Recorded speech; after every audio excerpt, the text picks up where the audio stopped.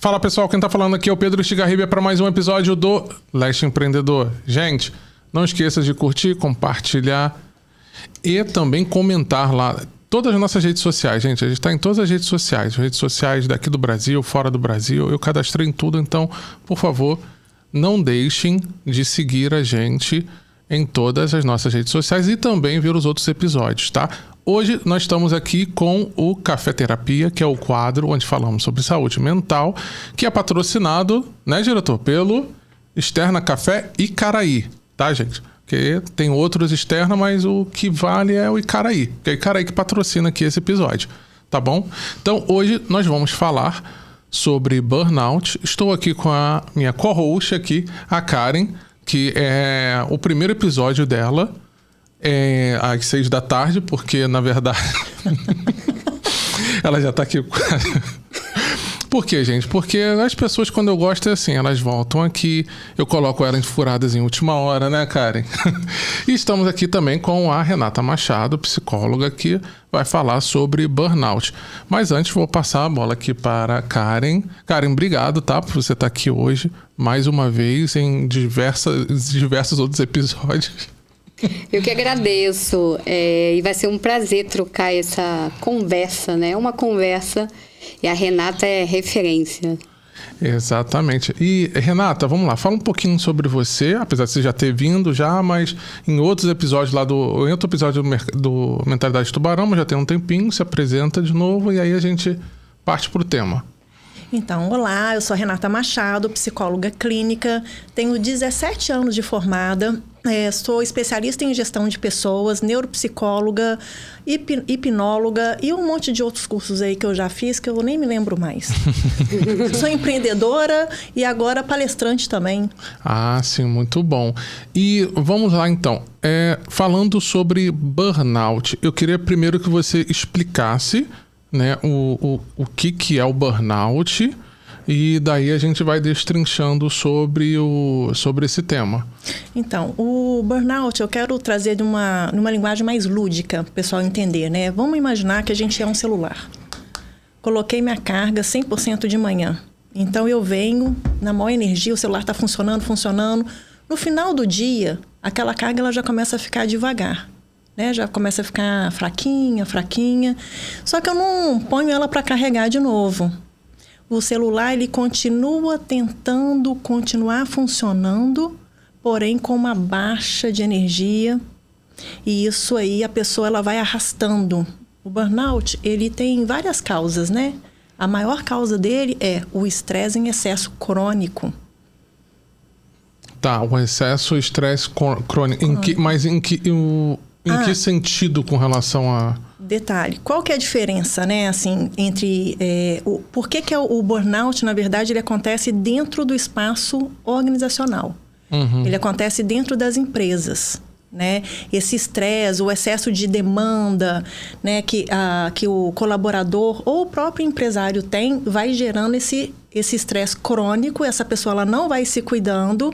E isso aí vai ocasionar em várias coisas. Fadiga, irritabilidade, problema de sono. Esses são os sintomas. E qual é a diferença do estresse para o estresse crônico? É o estresse constante que você quer dizer? É, o estresse constante. Mas a vida já não é estressante já desde que você acorda, você sai para trabalhar, você pega aquilo ali. Já não é um estresse crônico todos os dias? O que seria nesse caso no meio corporativo ou no meio assim para chegar ao ponto de causar esse burnout? O burnout ele acontece devido ao excesso de carga de trabalho. Por isso o burnout. A diferença desse estresse do burnout para o estresse do dia a dia, de acordar, pagar conta, fazer as nossas coisas, é que o burnout ele acontece dentro do ambiente organizacional, dentro do trabalho. Então, é aquele colaborador que, às vezes, ele recebe uma pressão muito constante, né? Ou ele recebe uma carga de trabalho. Eu mesma tenho até uma experiência pessoal de burnout. Quando eu vim para cá, eu sou mineira, todo mundo já percebeu meu sotaque. Uhum. Eu trabalhava numa multinacional. E logo no começo eu fui promovida para um cargo, logo com a diretoria. E eu tinha um nível de exigência muito alto. O que aconteceu? Eu tive que pedir licença para me tratar. Então, devido a um excesso de demanda, de cobrança, de resultado para ser entregue, então eu tive que me afastar. Esse já era um caso mais grave. Hoje, no consultório, eu atendo várias pessoas com diagnóstico de burnout, que vêm geralmente por psiquiatra ou neurologistas, que eles encaminham. E, graças a Deus, até agora, todo mundo a gente consegue sem ter sem precisar se afastar. Que esse é um dos prejuízos do burnout, né? O funcionário ele precisa ser afastado do trabalho. Mas como é que acontece, qual o diagnóstico, como chega ao diagnóstico, quais são os sintomas? A pessoa ela não consegue parar de trabalhar, mas ela já está com esses sintomas que eu citei antes, né? Assim, mas os sintomas, o que ela sente no corpo? O que ela está sentindo ali no corpo? Gera ansiedade, depressão, chega a gerar pânico. São vários os sintomas. Ela não consegue dormir mais, mas ela também não consegue se desligar do trabalho. Ela não consegue ter esse desligamento, ela não consegue parar. Por exemplo, final de semana ela está pensando em coisas do trabalho, no relatório que ela tem que entregar. Sonha. Hã? Sonha. Tirar só uma dúvida, né? O burnout vem somente do esforço físico ou muitas das vezes pelo mental? Ele vem pelo mental e afeta o físico. E dentro do físico, excelente pergunta. Dentro do físico também, ele afeta, inclusive, ele desenvolve problemas cardíacos, problemas digestivos, outros problemas fisiológicos, através desse mental, ele começa a repercutir. É porque eu tive uma experiência recente, né, de adquirir isso por causa de uma pressão psicológica mesmo, né? Sim. Infelizmente, no meio corporativo, existem pessoas boas e existem aquelas pessoas que, né, infelizmente, quer te apagar ali, né? E eu pergunto isso porque não necessariamente é o físico, o estresse físico, mas às vezes a pressão, o trabalho psicológico, às vezes é pior do que o trabalho braçal, né? Sim, sim. E sabe um dado que eu achei muito interessante? Que hoje 60% das pessoas que trabalham, né, em corporações, se esse dado é segundo a OMS, sofreram ou sofrem de algum sintoma do burnout. É um dado bem alarmante, né? 60% da população mundial. Então, não deve ser porque eu sempre tive essa ideia do burnout como que você trabalha com aquilo que, na verdade, você não gosta de principal. Eu acho que, assim, você pode, às vezes, gostar muito de trabalhar com psicologia, mas eu acho que desde o momento em que você trabalha sobre algum tipo de pressão, ou porque você precisa, de fato, do dinheiro que está ali, todo mundo precisa de dinheiro, mas eu digo, quando você se coloca nesse nível de estresse, é quando que começa a ter os sintomas. Eu estou te falando isso porque... Vou usar alguns dados polêmicos aqui, vamos fazer algumas coisas polêmicas que muita gente, inclusive matuta de antigamente, falava. Por exemplo, você não vê, você não ouve, provavelmente você já deve ter visto, ouvido, não sei, né? Nós, não sei você também, mas eu particularmente, eu nunca vi o que o pessoal chama daqueles trabalhadores mais braçais, aqueles que trabalham. Você não vê uma pessoa dessa reclamar de burnout, entendeu? Então, a gente fica sempre... por que um cara desse que, sei lá, trabalha em obra, trabalha numa fábrica, que às vezes trabalha ali, fazendo ali força ali e tal, que também tem a pressão no geral.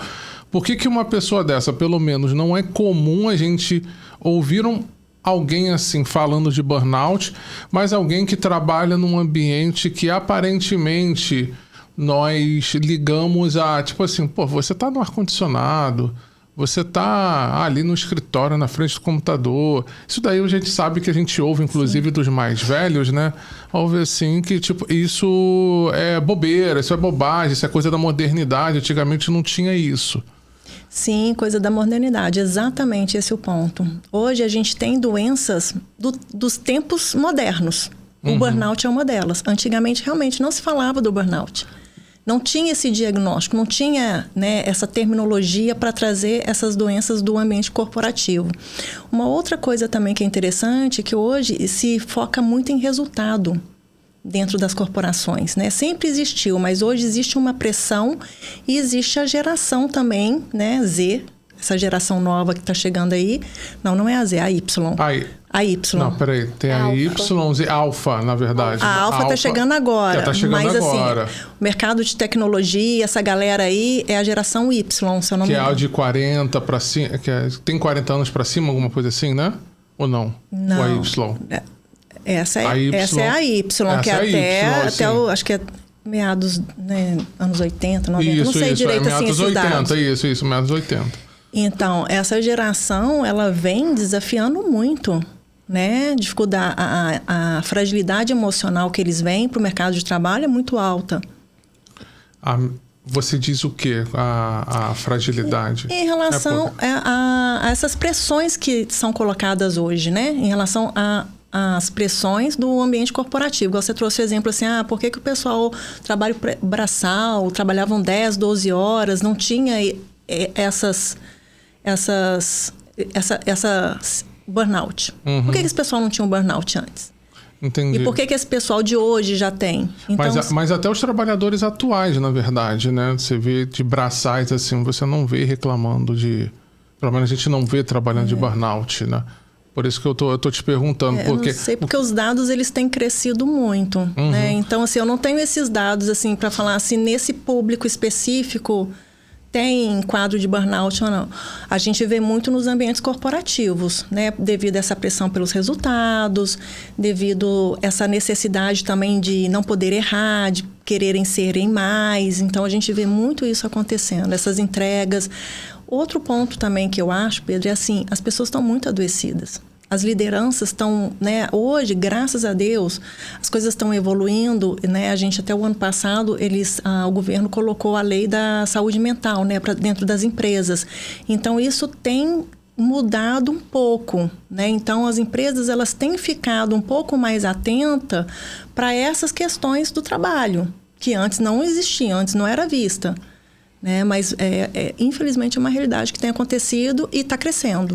Acho que as pessoas também, às vezes, não aceitam que está com alguns sintomas, né? Ela vai deixando a vida passar, e quando vai ver, já está no limite ali.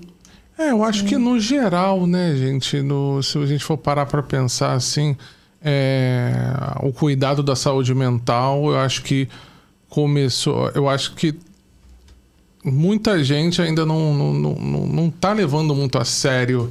Ainda a gente até vê uma evolução, acho que vocês devem acompanhar, você deve acompanhar essa evolução mais do que eu, óbvio, né? Mas eu vejo que as pessoas ainda não levam a sério. Acho que principalmente quando é homem, inclusive, né? Que vai deixando tudo... Não sei também, né? Não sei também, mas eu acho que vai deixando tudo, empurrando com a barriga, deixando tudo para no momento que tá. Na minha opinião, me parece que a mulher, quando ela tá num momento mais de fragilidade emocional, acho que é mais propenso ela procurar ajuda de que tem alguma coisa errada do que homem. Não sei. O que você acha?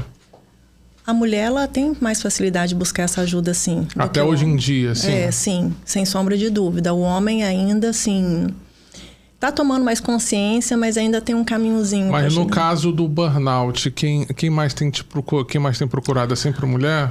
Hoje, na clínica, é mais homens. É mais homens que têm procurado com relação ao burnout, né? Eu tenho uma clientela bem, assim... tem um número significativo de homens que eu atendo... E já recebi, assim, bastante homens com diagnóstico de burnout. E como é que seria, assim, como é que você percebeu? Assim, por que eles perceberam que tinha alguma coisa errada? Eles já chegam depois do psiquiatra, né? O homem quando primeiro foi no psiquiatra porque já deu algum problema. Já tá entendeu? Chegou lá no fundo do osso, já parou no psiquiatra e o psiquiatra encaminha. Então, geralmente, os homens vêm através da psiquiatria.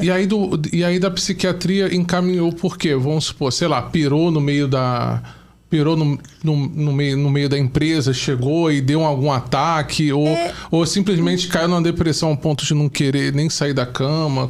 Começa a parar de produzir, né? Eles não tem a mesma eficácia, né? O celular querendo trabalhar e não tendo energia e não consegue parar, né? A cabeça não para, fica muito fixada. Então, vai pro psiquiatra, ele medica, passa para terapia. E na terapia a gente consegue desenvolver um trabalho muito legal, né? Porque, assim, existem várias ferramentas que a gente usa para poder ajudá-lo a sair, né? A pessoa a sair desse quadro. Então, ela precisa ter válvulas de escape, fazer pausas, ela precisa trabalho de respiração, do mindfulness,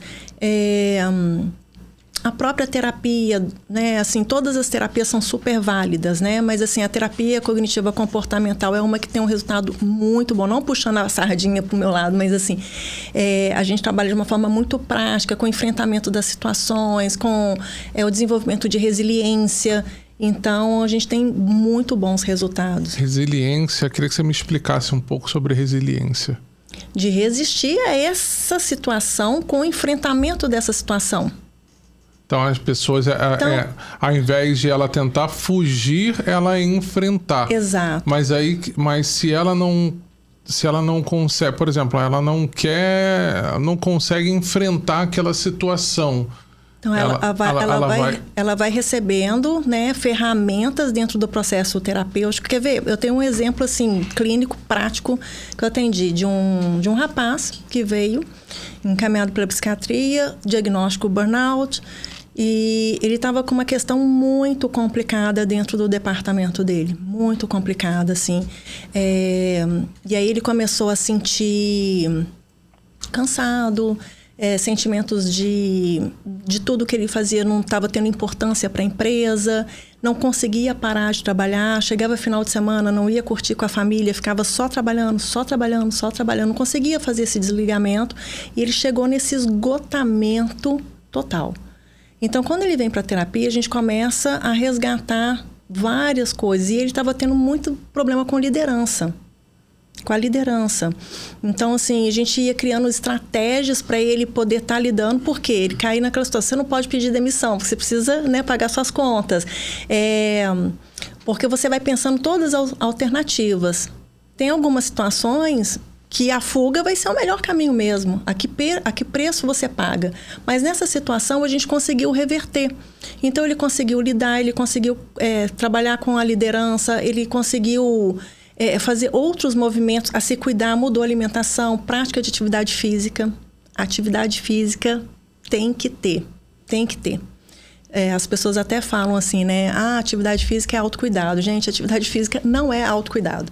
Atividade física é igual a gente almoçar, jantar, tomar banho, escovar dente. É uma necessidade básica.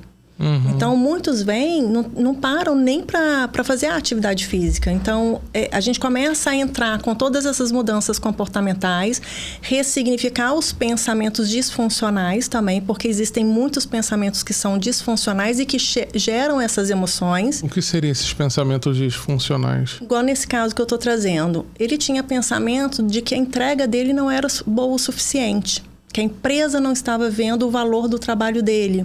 Então, isso começou a entrar baixa autoestima, desestimulação do trabalho. Várias outras questões começaram a entrar com isso, né? Com esses pensamentos disfuncionais. Sim. Quando a gente ressignifica isso, ele começa a ver com outra perspectiva. Mas isso é falta de terapia, na verdade, porque não existe uma terapia. As pessoas não fazem terapia preventiva, né? As pessoas fazem terapia... Não. Terapia no momento do socorro, que tá ali a ferida aberta, já tá sangrando tanto, que você já tá perdendo tanto sangue que tá. Agora eu tô vendo que parece que é sério, então vou colocar um curativo aqui, né? Parece que é isso, né? É mais ou menos isso que acontece. E nesse caso, a gente conseguiu tirar ele do quadro. Já retiramos, vai começar o processo de retirada da parte medicamentosa. Maravilhoso. E o mais legal, ele conseguiu ser promovido. Uhum. Ele está a nível internacional agora. Uhum. Então, isso tudo... E ele é o quê? Geração Y? Ele Ou já seria geração Z? Ele já é geração Z. O que eu tenho Geração Z. O que eu tenho percebido que, de repente, você trocou nisso, eu tenho um caso também de um cliente, geração Y, que foi até transferido, a empresa investiu pra caramba. Geralmente o burnout, ele acomete muito os profissionais da área da saúde, tecnologia e educação. São os nichos, assim, né? Médicos, enfermeiros. Sim. E o pessoal da tecnologia é a geração Y. Então, esse cliente, ele começou a ter um princípio ali dos sintomas, só que ele já estava em terapia e a gente conseguiu reverter também. Entendi. Renata, se você pudesse dar um conselho, né? Não como consultora ali, mas assim, o que as pessoas precisam fazer no seu dia a dia para não deixar acontecer isso? Atividade física. Cuidar. Essa seria a primeira opção, atividade física. Atividade física. Excelente pergunta, por sinal. Atividade física, cuidar da alimentação, cuidar do sono também, extremamente importante, e cuidar dos pensamentos. Você falou isso e eu te cortei, desculpa. Não, falou do pensamento. Eu acho que aí é uma percepção minha, tá? E aí, como também experiência pessoal. Uma outra dica. Meditação. Que eu acho que começa, às vezes, pela mente. Porque muitas das vezes a gente dá desculpa. Eu não tenho tempo, eu não consigo, eu não faço. Eu tô lendo um livro agora. É um livro que mostra a importância de primeiro começar olhar para os seus pensamentos, redefinir esses pensamentos para depois começar a avançar os outros passos. Porque se a pessoa falar, eu tenho que ir para academia, mas ela não tem esse hábito, como inserir isso nesse dia a dia dela, que é tão corrido, que às vezes acorda de madrugada e chega de noite em casa? Qual o conselho que você daria para uma pessoa dessa, que sempre está em desculpas mesmo? Mas eu acho... Parar com as desculpas, primeiro passo. Mas como fazer isso? Porque tem gente que não consegue sair das desculpas. Mas é porque eu acho que isso daí, a pessoa, ela sempre... hoje a gente tá na geração dopamina, né? De que tudo que a gente fazer tem que gerar dopamina, e não esquece que é uma frase meio clichê, que eu nem gosto muito dessa frase, que não é fazer o que você gosta, fazer o que você tem que... Ou é fazer o que tem que ser feito. Então, tipo assim, cara, eu tenho certeza que ninguém gosta de ir pro hospital, mas você tá sentindo dor, você tem que ir pro hospital. Então, eu coloco na cabeça, cara, eu não quero ficar ferrado... Eu não quero ficar ferrado sem fazer atividade física, porque eu sei o que leva a eu não fazer atividade física. Então, não é porque eu acordei... Simplesmente, não tô com vontade. Não, se for parar pra pensar, eu tô com vontade de fazer um monte de coisa. Eu tenho que fazer... Sim. A gente tava falando, zoando ainda há pouco, falando de conta. Minha vontade é não pagar conta nenhuma. Eu chego uma conta, a primeira coisa que eu quero fazer é descartar. Eu não quero nem olhar pra conta. Por isso que Então, assim, eu acho que é mais essa ressignificação da mente, mas eu acho que a mente... eu tava tendo esses insights esses dias, de tipo assim... Eu acho que quanto menos a gente tem repertório intelectual, aí tem gente que fala, mas tem mega intelectual que tem depressão, isso, que aquilo, tal. Aí eu não sei, mas, por exemplo, eu comecei a ser muito adepto à leitura, e depois que eu comecei a ser muito adepto à leitura em diversas camadas, coisas que eu não era, né? Então, eu vi que acho que é como se cada... Aí você pode explicar, você que é neuropsicóloga, que eu acho que cada pensamento meu, acho que negativo, devido a todo o conhecimento adquirido, é como se eu tivesse meio que uma resposta devido a todo o repertório de conhecimento que eu fui adquirido. Não sei se eu tô falando besteira. Não, você trouxe um ponto. Outra dica, gente. Leiam, façam leitura. É uma dica excelente. Primeiro que os processos, né, neurológicos, né, da leitura, assim, é um processo maravilhoso, tá? Em termos de complexidade que o cérebro tem que fazer ali. E o segundo é uma dica que eu sempre dou para os meus clientes. Leiam e façam viagens. Você aumenta o seu nível de consciência das coisas. Então, viagem eu odeio, então não vou. Então, é o que eu vejo às vezes, as pessoas que... por exemplo, muita gente fala, eu não tenho criatividade, tá, mas o que você está consumindo para você poder ativar determinados setores do seu cérebro para você poder ter... Eu não tô falando besteira, né? Eu acho que eu tô falando... Não, você tá falando. O que você faz para você ter isso? Ah, não, porra, eu consumo, sei lá... vídeos de meme no TikTok. Porra, que tipo de criatividade que você vai ter, pô? Agora, você pega um repertório de livros onde ele vai te dando insights, onde aquele livro, ele tem informações onde depois de 1, 2, 3, 4 leituras de livros parecidos ou livros complementares, que tá ali, vai ampliando e você fala assim, caramba... Do nada eu tive um insight. Aí você acha que o insight pode ter sido qualquer coisa, mas na verdade foi de coisas que você leu que em algum momento ali ligou com alguma coisa que ativou. Não é terapia não, mas é terapêutico. Não, total. Mas, Pedro, a questão é que a grande maioria só procura esse remédio, né? Quando tá no caos. Tá pegando. E, na verdade, a gente precisa ler e encontrar caminhos para não ter o burnout ou não ter o problema ali, né, psicológico naquele momento. Mas as pessoas esperam acontecer para reagir. Não, até mesmo porque já que a gente está falando de leitura, que é uma coisa que eu adquiri e que eu gosto, vamos colocar de quantas pessoas leem, né? Não Pouquíssimas tem. pessoas têm o hábito. E agora com a tecnologia, com as redes sociais, as pessoas estão lendo cada vez mais. As crianças não estão lendo. As crianças não estão lendo. Os adolescentes não estão lendo. Tá se perdendo o hábito. Ou quando lê um tipo de livro que você fica assim, caramba, pô, vai ler, sei lá, não são livros que complementam, né? Que não ajudam em nada. Então, eu acho que o que tem, pelo menos, me ajudado bastante e desde que eu adquiri esse hábito, não só na questão de autoconfiança, na questão de criatividade, assim, em diversas outras áreas, eu lembro até hoje que foi em 2012 que eu botei na minha cabeça e falei assim, cara, eu quero adquirir o hábito de ler. E aí beleza. Eu tomei uma decisão. Eu tomei uma decisão, falei, quero adquirir o hábito de ler. Por quê? Porque eu tava conversando com uma pessoa e eu me senti extremamente burra perto dela. E eu falei assim, pô, a gente tá tentando manter um diálogo aqui onde eu, tipo assim, estou vendo que intelectualmente essa pessoa, ela é mais inteligente do que eu, e eu falei assim, tá, beleza. Eu falei assim, isso no nível... Eu tenho minha expertise na minha área, mas eu na expertise em conhecimentos gerais, em outra disciplina autodidata, eu falei assim, bom, eu não tenho esse repertório, então o que eu faço? E aí eu perguntei pra ele, eu falei assim, cara, você estudou, você tem doutorado, você tem isso? Eu falei, não, eu leio o livro.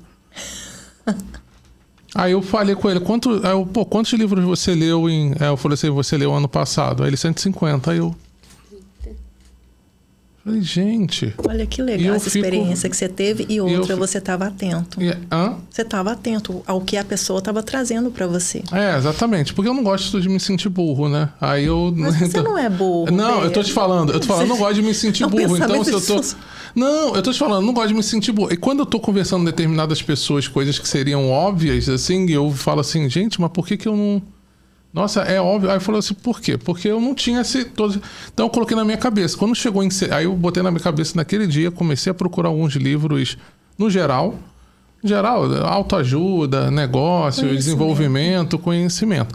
Aí eu cheguei, e aí eu fui vendo que... Sua cabeça faz assim, né? Não, aí começou a vir uma explosão de ideias. Aí foi em setembro do ano passado que aí eu concluí e coloquei. Li 300 livros em 2 anos. E eu fiquei assim, caraca, nossa, nem... Falei assim, eu nem cheguei a acreditar. E porque a gente coloca esses tipos de limite, eu a qualquer oportunidade que eu tinha, vou abrir o feed do Instagram. O que eu fazia? Lia. Eu lia ou ouvia audiobook ou alguma coisa assim para poder aumentar, né? E aí, por que eu tô fazendo toda essa pergunta, fazendo isso? Porque já teve gente que me falou assim, cara, mas aí, cara, você tá sobrecarregando o seu cérebro porque você, na verdade, tá olhando isso como um trabalho e você, tipo assim, na verdade, você não tá relaxando. Eu queria aproveitar e te perguntar, porque eu lembrei disso. O que você acha dessa pergunta? É muito interessante. Você entendeu? Quando as pessoas falam pra gente o que é melhor pra gente, né? Sem saber como é que é isso. Aí tem até aquela expressão que fala assim, tem que tratar o outro conforme você gostaria de ser tratado. Não tem essa expressão que o pessoal fala? Eu discordo dela. A gente tem que tratar o outro da forma que o outro gostaria de ser tratado. Sim. Então, se a leitura faz bem para você, quem é o outro para falar que isso está sobrecarregando o seu cérebro e está te causando estresse, está te causando isso e que isso é uma coisa ruim? Muito pelo contrário, você está exercitando o seu cérebro. Você está trabalhando o seu cérebro, inclusive nos processos de envelhecimento. O que a gente fala? Jogo da memória, jogar dominó, fazer leitura. A leitura é extremamente importante no processo de envelhecimento. O processo da leitura, você junta letrinha por letrinha, sílaba por sílaba, palavra por palavra, tem um contexto, um significado. Olha a complexidade disso. Que o cérebro faz todos esses processos. Então...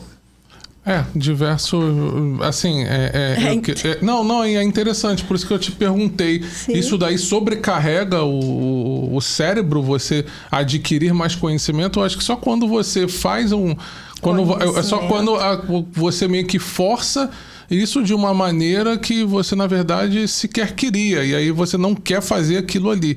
E aí você fica forçando...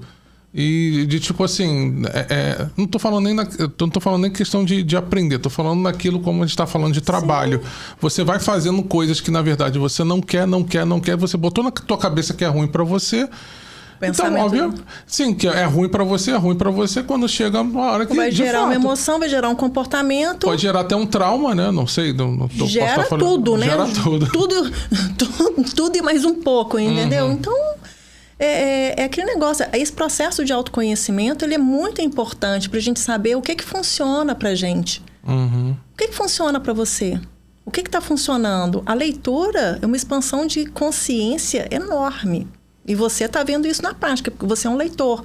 Inclusive aqui em Niterói, hoje já está tendo vários grupos de leitura. Grupos que as pessoas se reúnem, colocam um livro. Eu participo de um, fui convidada para participar de outro. E aí você lê o livro e você chega lá, faz uma mesa e todo mundo discute sobre... O clube do livro, assim. Sabe? Então, assim, tem uma pessoa que media, né? Já tem um grupo, esse grupo que eu participo é uma professora da UF de literatura, então ela faz toda a mediação. Encontro belíssimo de conexão, de crescimento, discute-se ideias e todos crescem ali. Entendi. Você tem... E eu acho que o interessante que ele falou, né? Tudo começa quando a gente... dá o comando para nossa mente, né? A gente não nasce sabendo ler, a gente não nasce sabendo se exercitar numa academia, mas quando você coloca um objetivo muito fixo na sua mente, você começa a treinar até ficar bom naquilo. Sim. Eu, particularmente, da minha família não veio ninguém que gostava de ler. E isso eu fui inserindo no dia a dia. Foi da noite pro dia? Não. Foi, na verdade, a persistência. Se alguém faz, eu também consigo. E hoje já se tornou um hábito. Eu acho que o hábito positivo, ele vem da persistência. Porque o primeiro dia é ruim, os 10 primeiros dias é ruim, mais 10 dias já fica desconfortável. Depois de um mês você começa a se adaptar naquela rotina. E aí que vem a melhoria, né, do resultado da gente como pessoa em si. Eu acho que qualquer rotina, quando você está criando, não sei, né, qualquer rotina, quando você está desenvolvendo uma certa rotina daquilo de desenvolvendo um novo hábito, ou não sei, algo que é novo, isso causa entre confortos e desconfortos, né? Vamos supor, você acabou de mudar de emprego, então... você fazia um caminho que era uma rotina que você estava acostumado, agora você tem que fazer outro. Isso. Então, isso pode gerar tanto um conforto quanto um desconforto, né? Porque é algo novo, né? Sim. Por exemplo, o burnout, quando ele acontece, quando ele começa a vir num primeiro momento, ele parece até ser uma coisa boa, porque a pessoa fica com mais... aquele estresse, ele faz a pessoa ficar produzindo mais, entendeu? Ele vem um pouco disfarçado, só que aquele estresse prolongado é que causa o adoecimento. Tá, você diz que o estresse que faz o estresse inicial do burnout. O estresse inicial já daquele do trabalho já seria um burnout, já seria algum sintoma do burnout? Por exemplo, a pessoa está lá trabalhando, então ela começou a ser demandada, né? Começou a receber várias coisas para entrega e tal, ele está motivado. Então, tem um estresse ali para entrega. Esse estresse inicial parece que é uma coisa boa, porque a pessoa vai se sentir motivada para poder fazer essas entregas. Só que esse estresse, essas demandas, elas continuam. Elas continuam. E aí, esse prolongamento desse estresse no ambiente corporativo é que causa o burnout. Sim, mas o estresse, ele pode ser de duas formas também, dependendo da pessoa, né? Ela pode ser... Tudo vai depender da psique da pessoa e como a pessoa lida com esses enfrentamentos, né? Porque tem gente que no estresse ela paralisa e tem no outro que ela é motivada.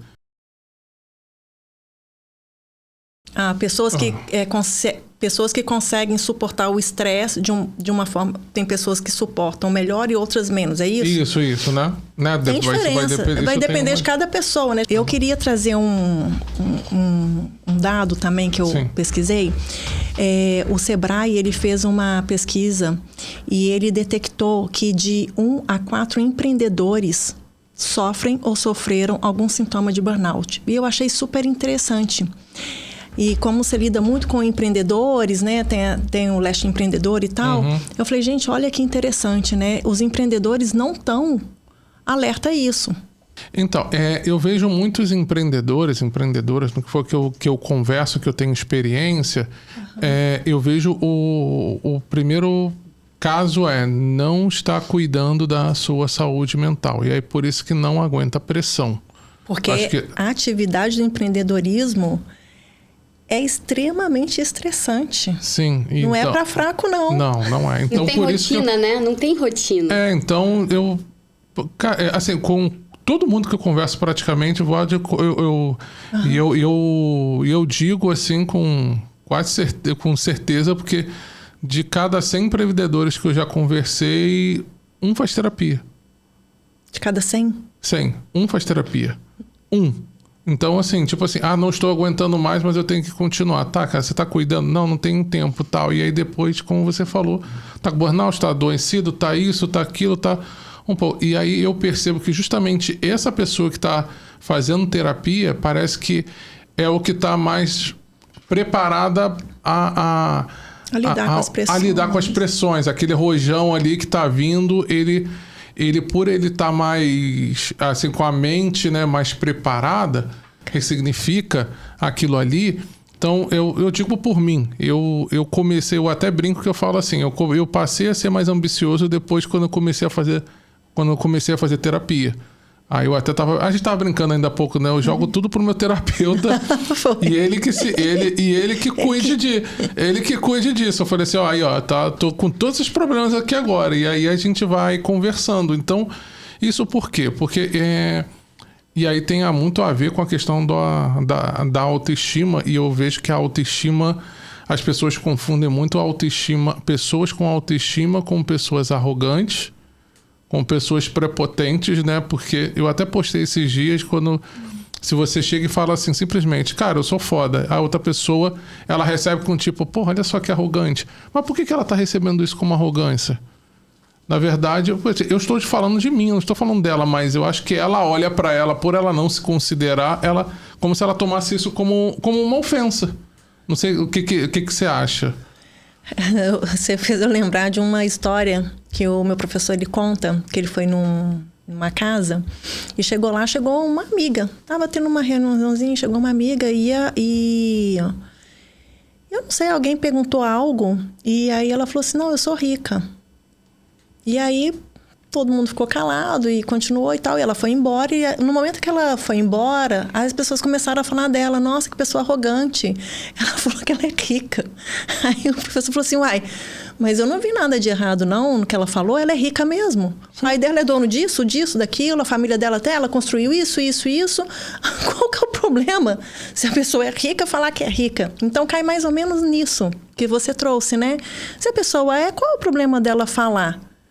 Sim. que ela é. Sim, que ela Né? é. Ela está se apropriando de algo que é dela, mas sucesso é para poucos. Sucesso, ele incomoda. É. As pessoas se juntam na tragédia, mas no sucesso parece assim, aquela pessoa fez algum, será? Sim, Né? eu tenho conversado com algumas pessoas, acho que uma vez ou outra a gente até conversa, mas eu tenho conversado com algumas pessoas ultimamente que, por causa de palestras e eventos, elas têm se destacado e têm sentido tanto como é que eu posso te dizer? Tem tanto sentido o gosto do sucesso, quanto tem sentido também o sabor amargo da inveja, né? Porque às vezes as pessoas olham assim e falam assim: caramba, nossa, cara, mas eu não tô fazendo nada de errado, eu só tô me destacando e a outra pessoa tá incomodada. Eu falei, justamente, porque ela se considera tão incapaz e ela fica com raiva porque ela gostaria de ter essa capacidade que você tem. E aí é por isso que ela acaba se irritando, né? As pessoas acabam criando isso. E aí, ao invés dela, eu acho que é por aí também, de, tipo, ao invés dela tentar se preocupar em evoluir mentalmente no que for, ela fica mais preocupada com a evolução do outro, com o que está acontecendo. Não sei se vocês estão conseguindo entender o que eu estou dizendo. Eu super entendo. Eu tenho 2 pontos para trazer. Primeiro que esse trabalho que você faz de proporcionar vários profissionais de vários segmentos é um trabalho assim super importante, super bacana. Já falei várias vezes e assim o tanto que eu acho que você está contribuindo com a sociedade de um modo geral, dando oportunidade a essas pessoas e dando oportunidade para a sociedade de um modo geral. É o primeiro ponto. Sim. Tá? E o segundo ponto é o seguinte, que as pessoas perdem as oportunidades, né? Elas perdem. Porque se eu estou num evento e tem uma pessoa lá que está trazendo uma coisa diferente, uma coisa mais elaborada daquilo que eu consigo trazer, eu quero sentar com essa pessoa e aprender com ela. Vem cá, você está num degrau acima. Pessoas de sucesso, geralmente, eu tenho isso, andam com pessoas de sucesso. Né? Porque lá a vibração é um negócio assim, cara, vamos junto, vamos crescer junto, né? Então, quando acontece tipo de situação que algo incomoda, a pessoa devia pegar a oportunidade e falar assim, por que isso está me incomodando tanto em relação à inveja? Olha, Aí que entra a terapia, né? A terapia ajuda a gente a entender por que a gente reage, porque muitas das vezes tem uma ferida por trás disso tudo. Sim. Que faz você se diminuir diante o outro. E aí a gente quer o quê? A gente não quer mostrar, a gente não quer olhar para nossa sombra, a gente não quer olhar para nossa ferida, né? E fica lá sem resolver. E você falou certo, a gente evita olhar para nós mesmos. Eu acho que uma coisa que eu aprendi na terapia, meu terapeuta, que eu tenho, o Dr. Miguel, cara excepcional, e que eu tenho aprendido com leitura e com tudo no geral, é autorreflexão.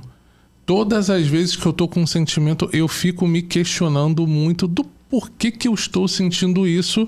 E aí eu acho que com um repertório de aprendizagem... Cara, porque, assim, os eventos, como você tá falando, os eventos que eu faço, que eu ouço todo mundo, tem gente que fala assim pra mim, você tá perdendo seu tempo?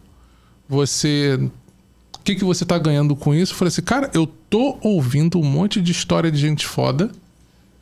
A gente ganha muito com o outro. A nossa riqueza. Aí eu falei assim, vocês não têm noção de quanto que eu tô aprendendo ali. Tô aprendendo com outras pessoas, tô aprendendo no geral, tô aprendendo com as conexões que eu tenho. Que tipo assim...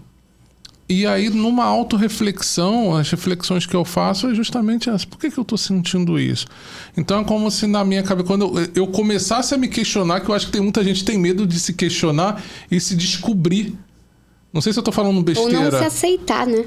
Tipo assim, de se descobrir, a pessoa olhar assim... E ver que não é tão boazinha do jeito que acha que é. Ou boazinha, ou inteligente. Mas aí, beleza. Aí tem a parte de tentar se mudar, né? Então eu me questiono, eu falei assim, cara, por que eu tô sentindo isso? Peraí, isso, tá. O que dá pra mudar? Não sei se vocês estão conseguindo entender. Claro que dá, sim. Tá sendo super claro. Entendo. Eu acho que é muito legal isso aí, é até um processo da sua próprio processo de terapia, né? Que você já colocou aqui que você faz, porque o processo de terapia é exatamente isso. Ele ajuda a gente a começar... Eu costumo falar que todo mundo tem um psicólogo dentro de si. E a gente precisa colocar o nosso psicólogo interno para trabalhar. Tem gente que tá amarrando a boca do psicólogo dentro de si, né? Tem gente que trancou ele entendeu? Em algum lugar e não tá nem um pouco a fim de ouvir. Passou longe. E quando a gente começa a olhar pra gente, tudo ao seu redor melhora. Isso na relação familiar, relação de trabalho. Quando a gente fala do empreendedorismo, né, a gente percebe que às vezes a dona do negócio, ela às vezes reclama que o funcionário é ruim, que não está entrando dinheiro. Ela foca no problema, em vez dela focar na solução. E qual é a solução? Olhar para dentro de si e aí sim navegar por um caminho muito mais assertivo. A equipe, ela vai refletir a liderança. 100%. Pede maçã, dá maçã, não vai dar pera, entendeu? Então, quando você está dentro de uma organização, não está indo bem, porque é o processo, né? Primeiro eu faço comigo, eu me questiono, né? A autoliderança, né? Eu olho para dentro, eu olho para mim, e aí eu vou ver minha empresa, vou ver como é que está minha equipe, como é que estão meus números, como é que está meu negócio. Sabe? Então, é um processo muito, assim, interessante, bonito, né, de ver. Sim. E que bom, Pedro, que você faz essas reflexões. Quando eu te falei, eu comecei a fazer justamente por me interessar, ter mais conhecimento, porque eu acho que muita gente tenta fugir de tentar olhar para si mesmo, se conhecer, porque eu acho que ela sabe o tipo de pessoa que ela prefere ela não saber quem ela... Não quero me olhar no espelho. As pessoas a gente tem dificuldade de se olhar no espelho, sim, né? Sim. Aí aqui, eu te dei esse presentinho hoje, vou mostrar aqui pro pessoal, ó. Você pode escrever aqui, ó. Entendeu? Escreveu esses pensamentos, quando você conversa com o psicólogo, entendeu? Sim. Um exercício ótimo. Tudo fortalece, que chega pra gente não é à toa, não. Então eu fico... Quer dizer, aí eu fico justamente refletindo, assim, esse tipo de reflexão de sentimentos, eu acho que até que eu tô bem ultimamente no ponto principalmente de coisas negativas, né? Eu acho que eu fiquei tanto me auto-refletindo com relação a pontos negativos. Você criou a blindagem. Eu criei uma certa blindagem com relação a isso. Principalmente a autoestima. Acho que todo mundo já teve problema com autoestima, né? Então eu já tive... Mas eu olhei para dentro de mim para saber o porquê que eu tenho esse tipo de problema com autoestima. Eu cheguei à conclusão que eu acho que o problema é da conclusão, beleza, agora eu sei o que eu tenho que fazer. E aí? Pedro, eu vi a sua foto ontem, de antes. Ah, sim, de antes e depois, né? Quando eu olho para aquela foto, quando eu vejo aquela imagem sua do antes e vejo você agora, entendeu? Então, assim, olha o que você já alcançou de conquista pessoal. Lindo! Porque não é fácil emagrecer, não é fácil tomar essas decisões, não é fácil. 50 quilos a menos. Mas, gente, uma pessoa, né? Uma pessoa. O quanto de peso você carregava antes. Sim. E o quanto que você está mais liberto hoje. Sim. Então, assim, o seu sucesso... Claro que você tem a ajuda da terapia, né? Você tem a sua ajuda também, né? De, não sei, religião, alguma coisa assim, espiritualidade. Né? Mas você tomou uma decisão. Né? Então, quando a gente toma uma decisão, a gente vai. Vai ser fácil? Não. A gente vai cair? Vai. E aí você está num next step. Você já foi para um outro nível. Então, relembrar também, né, as nossas conquistas, eu acho que é extremamente importante em termos assim, de nos fortalecer. Porque, às vezes, a gente vai escutar muitos comentários, né? O pessoal querendo te puxar. Porque parece que, assim, quando a gente está fazendo um movimento de ajuda para o mais, eu não sei. Sim. Incomoda. Mas nossa evolução de forma positiva incomoda.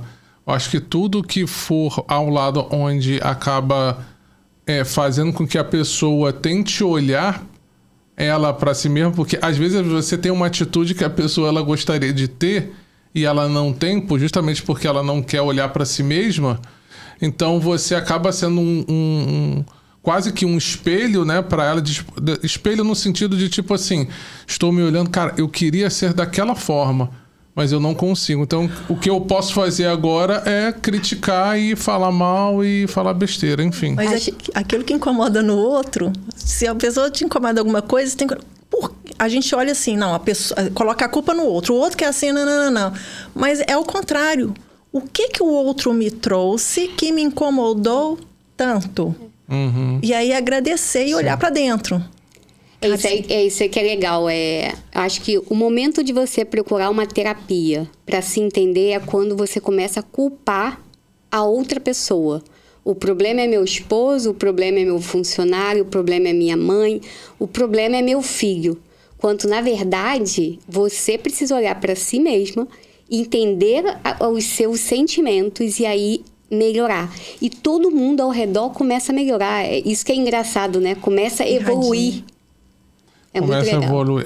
Quando você começa a evoluir, muita gente melhora e tem muita gente também que Se afasta. Que se afasta. Não aguenta, Tem né? muita gente que vai pra cima pra tentar te prejudicar e tem muitas coisas. Eu acho que é por isso que tem muita gente que prefere até simplesmente não. Eu acho que Se ocultar, né?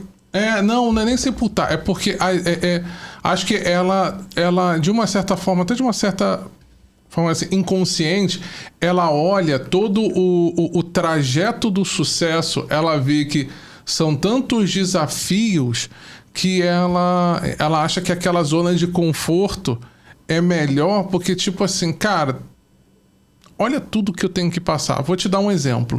Uma pessoa que ela começou a evoluir e ela começou a ser mais conhecida, começou enfim, melhorar a questão de trabalho dela e tudo tal, porque ela resolveu se jogar. Resolveu se jogar e tá indo bem. Só que ela começou a ver o lado positivo e aí começou a vir o lado negativo. Que o lado negativo é a família se incomodar com o sucesso dela, os amigos se incomodarem com o sucesso dela. E ela achou que isso incomodava tanto porque, nossa, eu tenho tanta consideração pela minha família e olha só o que está acontecendo. Eu acho que é melhor eu parar para eu poder continuar tendo consideração pela minha família do que evoluir e não ter consideração pela minha família. Eu não sei se vocês estão conseguindo Ela entender. quer se enquadrar ao ambiente. Exatamente. Ela não quer sair do ambiente. Exatamente. Tem uma conhecida que, inclusive, foi praticamente a mesma coisa. Ela evoluiu tanto de uma forma que ela se considera de tipo assim, parece que eu estou abandonando as minhas origens, porque minhas origens é... Agora você entrou num ponto extremamente importante. E a sensação de pertencimento. Né? Então, assim, o ser humano, ele tem essa necessidade do pertencimento. Então, por exemplo, se eu venho de uma família humilde, né? Uma família que veio da escassez, e ali eu me sobressaio e eu olho para minha família, eu começo a me sentir mal. Você se sente mal, você tem que lidar com uma consciência pesada. No caso dessa pessoa que você citou aqui, ela voltou para trás, né? Ela voltou para trás. Ela não quis ser desleal ao que o sistema dela tá trazendo para ela, sabe? E ao contrário, na verdade a gente é leal quando a gente consegue ir além do que os nossos familiares, nossos ancestrais trouxeram. Sim, mas É a quebra quando do ciclo, né? Que Sim, às mas vezes é quando necessário. mas aí a família dela não apoia Sim. essa evolução dela. Por isso que ela acha que ela, por não apoiar, ela prefere, entendeu? Ela prefere recuar Teve e se enquadrar ali. Lembra de um jogador de futebol muito famoso que começou a ter um sucesso enorme, levou a família toda para a Europa, voltou hoje, está morando na comunidade do Rio de Janeiro, porque ele não deu conta de sustentar isso. A família não sustentou e ele não sustentou isso. Sim. Né? Então, assim, é um movimento, por exemplo, quando a gente começa, se a gente parar para ver, até a nossa evolução de conhecimento intelectual, você não senta na mesa mais com as mesmas pessoas. Não dá. Você não consegue. E não é porque você está excluindo a pessoa, né? É porque, assim, você já... Elas mesmas se excluem. Elas se muitas das excluem vezes. e, assim, parece que a sinergia não pega mais. Uhum. Não, né? Não, sim, e total. Não é? Total. Vocês percebem isso? Total. E então, vamos supor, você começa a trabalhar, ter sucesso. Você não vai frequentar mais os mesmos restaurantes, não porque você mudou a sua essência, entendeu? As mesmas roupas, o tipo de comida. Quando a gente vai evoluindo, é natural do processo. Os seus amigos vão mudar. E aí tem que aceitar, né? Se você quer crescer como ser humano, você tem que mudar. Gente, tá muito bom o papo, mas a gente vai ter que terminar. Foi muito bom, tá?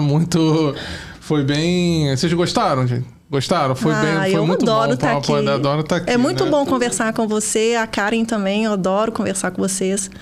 Foi muito bom. Então, gente, para finalizar, eu queria que você deixasse uma mensagem. Eu vou deixar uma dica que eu tenho 2 programas. Um voltado para empreendedor, que é o Voo da Águia, saúde mental voltada para desenvolvimento pessoal. Essa é a dica de ouro.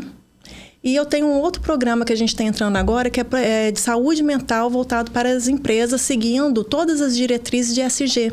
Eu fiz uma consultoria durante um ano e criei esse programa agora. E para quem está ou sentindo sintomas do burnout, faça terapia, busque ajuda, pegue todas as dicas desse podcast que está incrível, né? Acho que a gente falou bastante de como que a gente pode se cuidar, né? Diante dos sintomas. E para quem precisar de qualquer outra ajuda, eu fico disponível. O nome da minha clínica é a Clínica Renascer Psicologia Avançada. E posso passar meu telefone? Pode. É o 21 97772 4000.